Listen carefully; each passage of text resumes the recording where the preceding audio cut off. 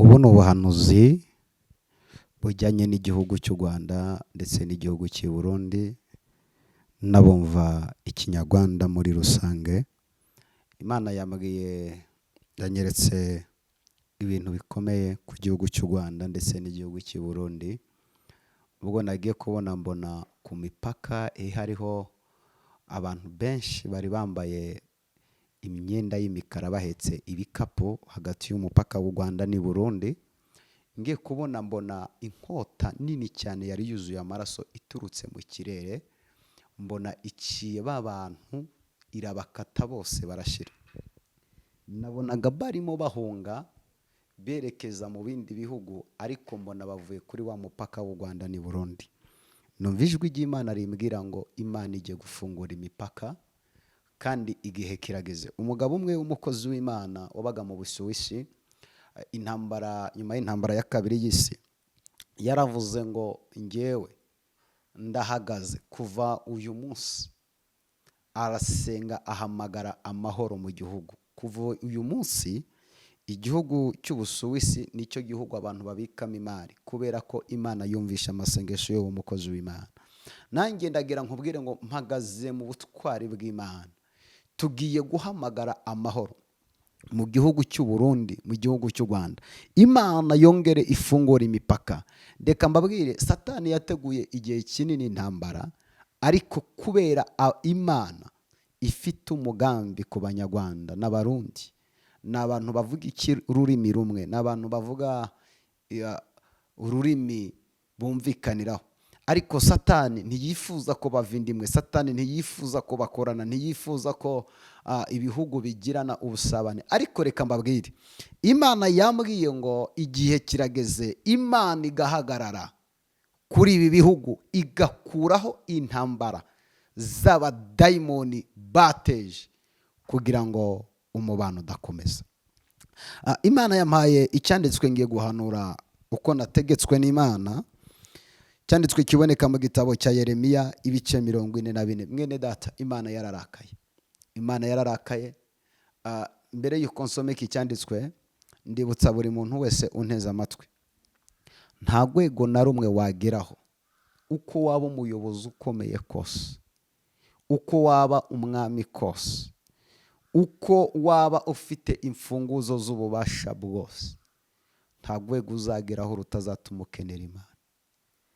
Ubuzima bwose ubayemo ukiri kuri isi uzakenera Imana. Umwami witwa Nebukadinezari ngo yasuzuguye Imana, ngo amare gusuzugura Imana, Imana iramufata imujyana mu ishyamba, iramubwira ngo ifiriti, inyama, ibyo kurya wajyaga byose bikunezeza, ibimukuraho, atangira kurisha ubwatsi. Yari umwami ukomeye. Urwego urwo ari rwo rwose, uko waba umeze kose, uzakenera Imana. Nushake Imana uyipinge, nushaka upinga abahanuzi, nanjye yewe untesha agaciro, ariko iri jambo uryumve, uritega amatwi kabiri. Uko umeze uko ariko kose, mwene data we, uzakenera Imana. Ahubwo nkugiriye inama, b'inshuti n'Imana. B'inshuti n'Imana, Imana niyo mugendana ntigusige. Abo wiringiye ko bakomeye bazagufasha ibihe byose ubayemo, byaba mu bihe by'intambara, byaba ibihe by'amafaranga, byaba mu bihe by'ubukungu, abo ngabo nibo bazakugwanya bakwice mbere. Ariko niwiringira Imana ukagendana n'Imana, Imana ntizemera kuseba, Imana ntizemera kugwa mu maboko y'ababisha bawe. Imana izagufata ukuboko. Nebukadinezari arisha mu ishyamba. Uwari umugabo nta muntu umureba, arisha ibyatsi. Uwararaga ku gitanda cyiza, uwararaga muri etaje, uwararaga yinezeza, Imana imuvuye imbere yarasebye.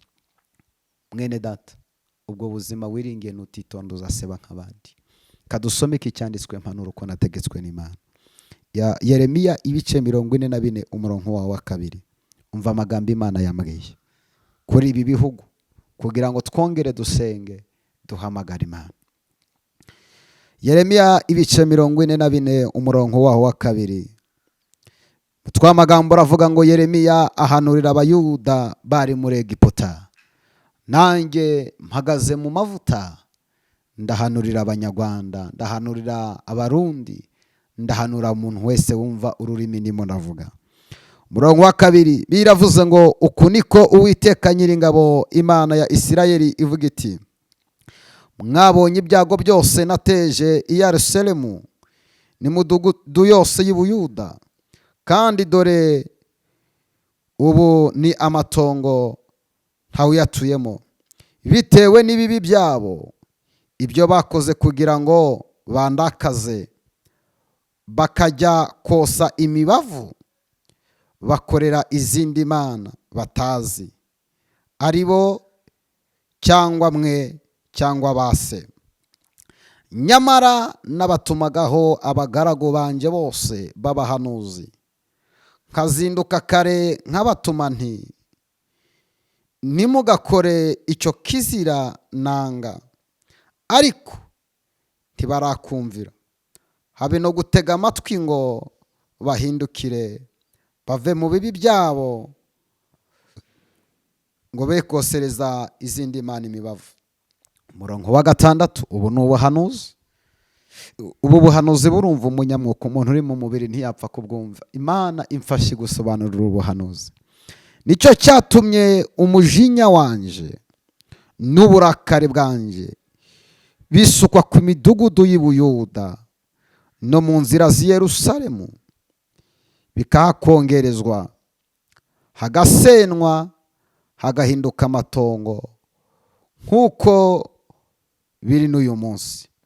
None uku niko Uwiteka Imana Nyiringabo Imana ya Isirayeli ivuga iti, niki gituma mukorera ubugingo bwanyu iki kibi gikomeye, mukitsembamo umugabo n'umugore, umwana muto n'uwonka, ngo bacibwe i Buyuda, ntimugire uwo musigarana. Kuko mundakarisha imirimo y'amaboko yanyu, mwosereza izindi mana imibavu mu gihugu cya Egiputa, aho mwaziye gutura, bituma mucibwa mukaba ibivume n'ibiteye isoni mu mahanga yose. Umurongo wa 9 ari wo wa nyuma. Mbese mwibagiwe ibibi by'abasogokuruza n'ibibi by'abami b'Ubuyuda, n'ibibi by'abagore babo, n'ibibi byanyu ubwanyu, n'ibibi by'abagore banyu, ibyo bakoreye mu gihugu cy'i Buyuda no mu nzira z'i Yerusalemu. Mwakire neza amagambo y'Imana. Reka nkubwire, tuganire. Abanyarwanda Imana yadukuye kure, Abarundi Imana yabakuye kure. Ni iki gituma aya mahanga yombi atumvikana? Igihugu cy'u Rwanda kirimo abantu basenga, kirimo abashumba, kirimo abahanuzi, i Burundi ni gutyo. Kuki tudasenyera ku mugozi umwe ngo dusenge, twirukane izi mbaraga zituma abantu tutagendera, zituma abantu tudahuriza ku mugozi umwe? Ahubwo ugasanga bamwe barimo barasenga iyaba intambara yabaga. Intambara niba nawiza kubaho. Tugeze mu gihe Imana igiye gukoresha abakozi b'Imana, tugahagarika, tugahagarara muri autorite, tugasenya ibicaniro byose bya Bali. Iyo tuvuga gusenya ibicaniro byose bya Bali, ni ukwanga buri kizira cyose cyagera muri gakondo Imana yaduhaye. Ikizira kigera muri gakondo Imana yaduhaye kikarakara. Icyambere, i Sodomo ntabwo harimbuwe n'amasasu, ntabwo harimbuwe n'amatiku n'amacakubiri, harimbiwe nuko abagabo bari batangiye kubana n'abagabo, abagore bakabana n'abagore, ubutinganyi. Twanze umwuka w'ubutinganyi mu gihugu cy'u Rwanda, twanze umwuka w'ubutinganyi mu gihugu cy'u Burundi, mu izina rya Yesu Kristo wanesheje Golgotha ku musaraba. Buri mwuka wose watuma Imana itagaragara, buri mbaraga zose zatuma ikirere cy'ijuru kidafungukira u Rwanda, uwo mwuka wose ugende. Ndasenye mpagaze mu butwari nahawe ni yera. lopelia si edrayi. Mureke dusenge umwuka w'Imana agaruke mu Rwanda, umwuka w'Imana agaruke i Burundi, twongere Imana ifungura imipaka. Buri imbaraga zose zaziritse umupaka kugira ngo ibihugu bidahuza turabisenye mu izina rya Yesu. Bene data, reka mbabwire, iyo abantu bihanye bagakizwa, bagasenyera ku mugozi umwe, bagahuza ubuvandimwe, bakabwizanya ukuri, imiryango yose irafunguka. Imana yongere igaruke mu gihugu cy'u Rwanda, igaruke mu gihugu cy'u Burundi, abantu bongere bakizwe, abantu bongere bashake mu maso h'Imana. Nekereza ko ubuyobozi bwose bushigwaho n'Imana, kandi turashimira Imana ko yaduhaye ubuyobozi bwiza. Tugomba kubusengera amanywa nijoro, tugomba gusengera perezida wacu w'igihugu cy'u Rwanda, tugasengera na perezida w'i Burundi, kuko Imana igihe cyose ijya gukora ikoresha ubuyobozi. Hari abantu bahagarara ngo Imana ngo ugiye guteza umuvumo, uwo muvumo Imana ni guteza mu gihugu, n'igihugu cyawe nawe uzakugeraho. Aho kureka dupfukame, haleluya, dusengera ibihugu byacu byongere bigira umubano, byongere bigira urukundo. Ikintu cyose gituma umubano utagenda neza gikugweho mu izina rya Yesu Kristo.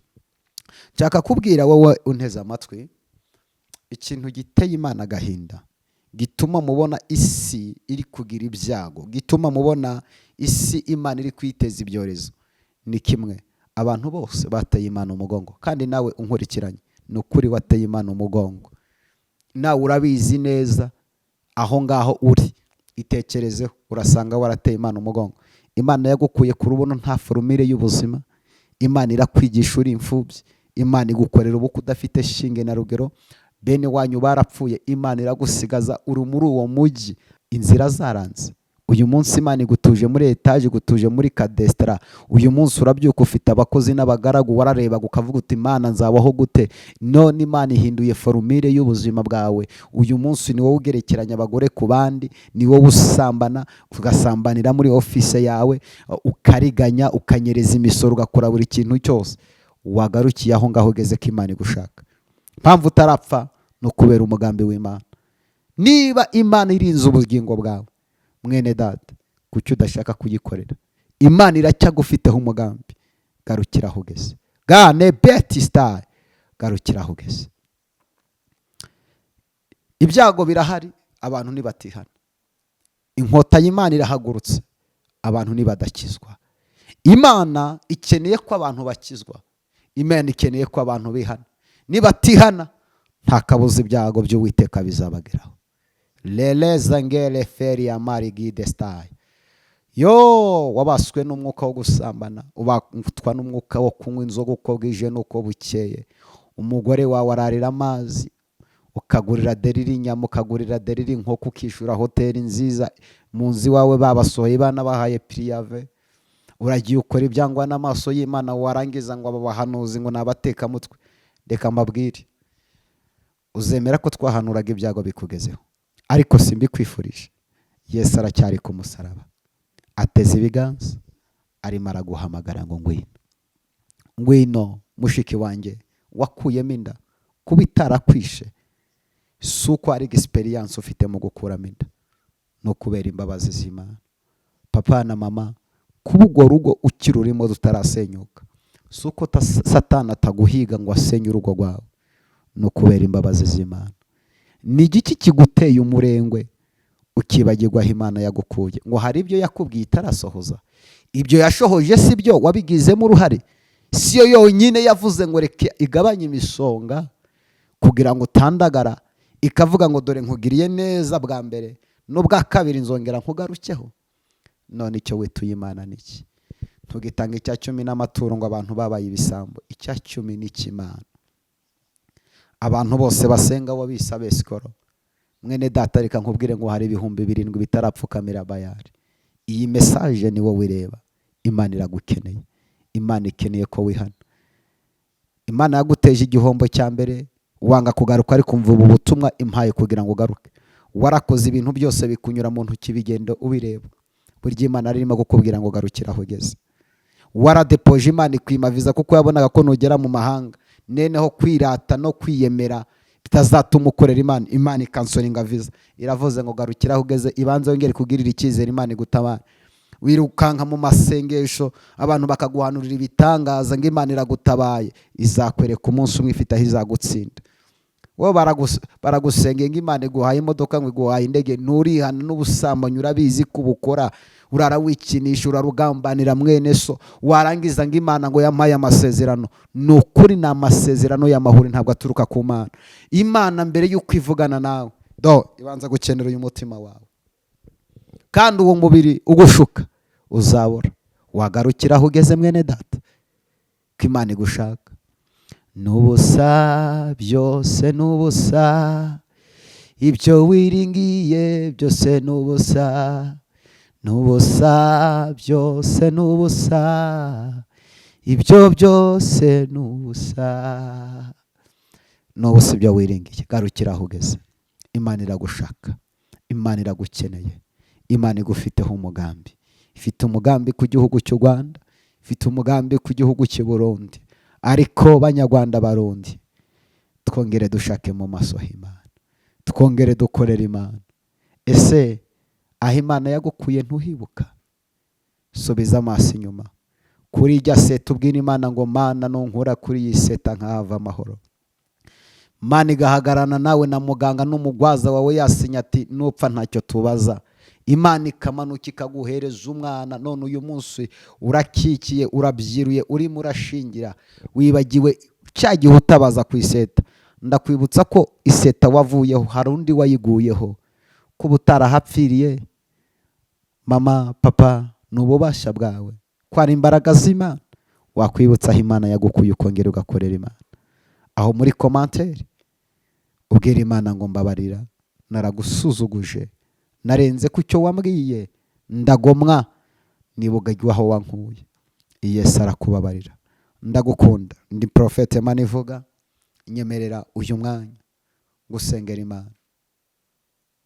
Waturaye amagambo, turebe ko warokora ubuzima bwawe. Vuga ngo Mwami Yesu, ndakwinginze ongera umbabarire. Naracumuye, nakoze byinshi byangwa n'amaso yawe, narigwaniriye ariko ndatsinzwe. Mbabarira. Nsanze naragushubije ku musaraba, ariko uyu munsi ndamaramaje. Unyambike imbaraga zo kuzinuka icyaha. Amen. Imana irakubabariye. Ntuzongere. Yesu aragukunda. Kanda subscribe, tujye tubana mu bihe byo gusenga. Ndimo kubategura muri iyi minsi amateraniro ya live. Turashimira abantu benshi bakomeje gushigikira umurimo w'Imana. Arabateranya kugira ngo twagure, tubone studio nziza, tujye dukora amateraniro kuri Zoom na live. Imana ibaha umugisha. Ndagukunda. Yari Prophet Maniravuga.